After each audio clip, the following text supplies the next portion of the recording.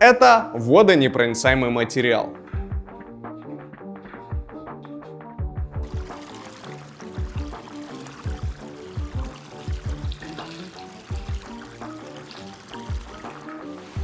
Ну, кто ж знал. Зато здесь непротыкаемый баллон. Ладно, сниму что-нибудь другое.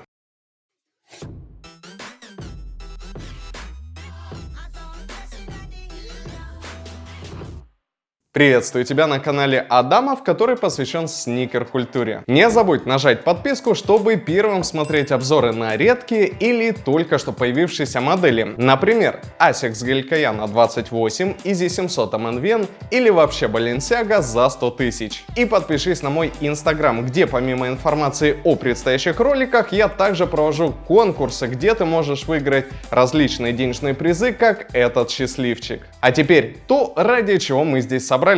Это лайфстайл-модель Nike Air Max 2021.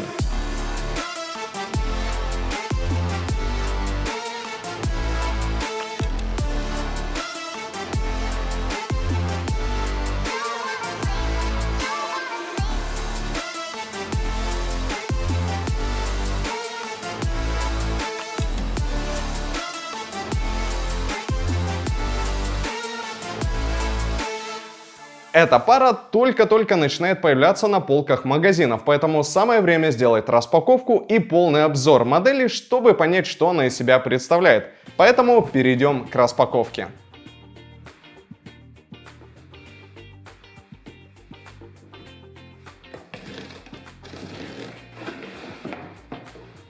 Пара поставляется в такой интересной коробке, где со всех сторон говорится про Move to Zero.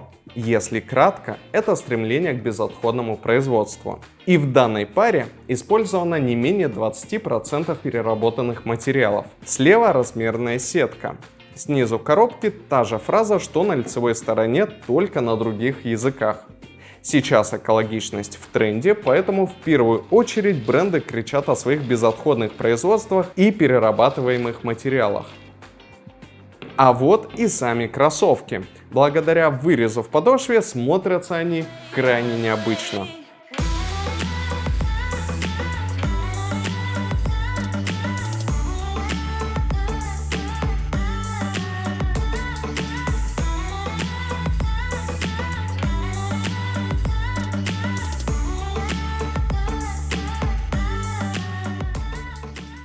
Сейчас имеется только одна мужская расцветка, и это обсидиановый туман.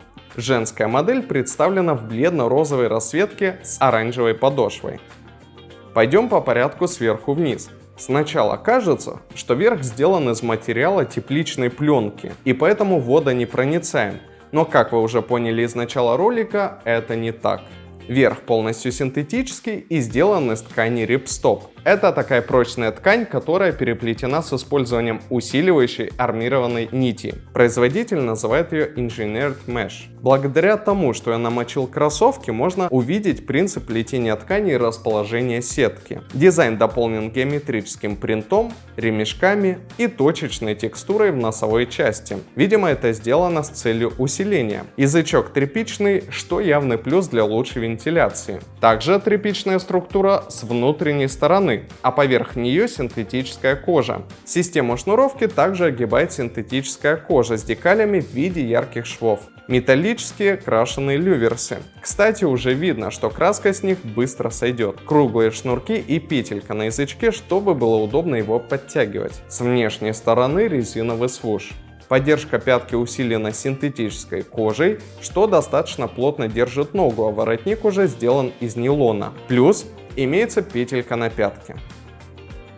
Верх от подошвы разделяет мягкий низкопрофильный бортик, который якобы обеспечивает дополнительный комфорт. Он имеет градиентный цвет от синего до бледно-голубого. Теперь переходим к самому интересному. Это здоровый вырез в подошве с ярким кислотным баллоном наружу. По задумке вырез должен напоминать соты, но лично мне это больше напоминает лежачие песочные часы. Здесь баллон двойного давления, и расположился он в складной клетке из термопластичного полиуретана. Это материал, из которого которого чаще всего делают чехлы для телефонов. Его преимущество – эластичность и устойчивость к стиранию. Смотрится максимально необычно, особенно когда ты наступаешь на пятку и она сгибается. Но он здесь для того, чтобы добавить дополнительную устойчивость, чего, например, не встретить в мной любимых 270-х. Теперь про сам баллон. Здесь подушка Air с двумя областями разного давления. Что это значит? Вот где на подошве надпись Air, там достаточно мягкая амортизация. Эта область легко прожимается. А вот все, что вокруг, уже более жесткое и трудно продавить пальцем. Как это отражается при ходьбе, скажу чуть позже. Как вы заметили, подошва разделена на две части, и передняя мидсоль сделана из мягкой пены. Сама подошва сделана из резины и, судя по текстуре, из переработанных материалов. Она имеет шипы в форме болтов, которые, конечно же, не крутятся. Имейте в виду, если намочить подошву, то она становится очень скользкой. И, наконец, стельки. Они здесь съемные, по ощущениям мягче, чем стельки от известной компании Artolite. На пятке изображение логотипа Move to Zero. Сделаны из переработанных материалов. На обратной стороне указаны серийный номер, размеры мужской и женский и название Durapontex. Это химическая компания из Китая.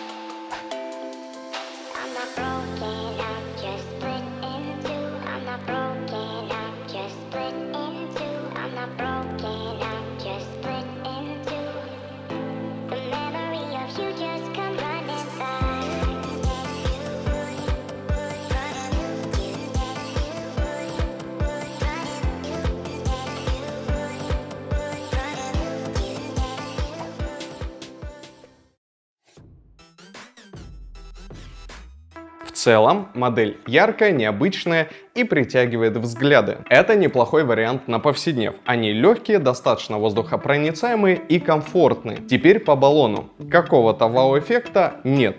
Нет ощущения, что у тебя под пяткой находятся супертехнологичные штуки, которые дают какие-то невероятные ощущения при ходьбе. Поэтому никакого двойного давления не ощущается. Лично для меня по ощущениям здесь амортизация практически такая же, как на 270-х. Плюс мягкий носок. Кстати, важно уточнить, что модель не подойдет для тех, у кого широкая стопа, потому что в носовой части достаточно узко. И, конечно же, моя основная претензия к этой модели с точки зрения практичности. Лично у меня есть некое недоверие к этому материалу клетки на пятке. Я уже представляю, как со временем она треснет или будет иметь залом на всю спинку. В общем, очень странное решение. Как и то, что я даже думать не хочу, как их чистить после прогулок от грязи. А уж если туда попадет камушек, то вообще можно ходить как погремушка. Поэтому при своей цене в 14 500 я лучше отдам предпочтение другим моделям, которые дешевле, практичнее и ничем не отличаются в плане ощущения от ходьбы. Это 270-е, как я уже сказал, или 720-е. Если вы собираетесь заказывать онлайн, то смело можете брать свой размер. Спасибо, что досмотрел этот ролик до конца. Как тебе самому эти кроссовки? Ответ напиши в комментариях. И напоминаю, что 14 августа в субботу я проведу трансляцию на YouTube, где разыграю Air Force One среди своих подписчиков. Подробнее о конкурсе по подсказке сверху и в описании. А я желаю найти тебе свою пару с баллоном двойного давления. С тобой был Адамов. Пока-пока.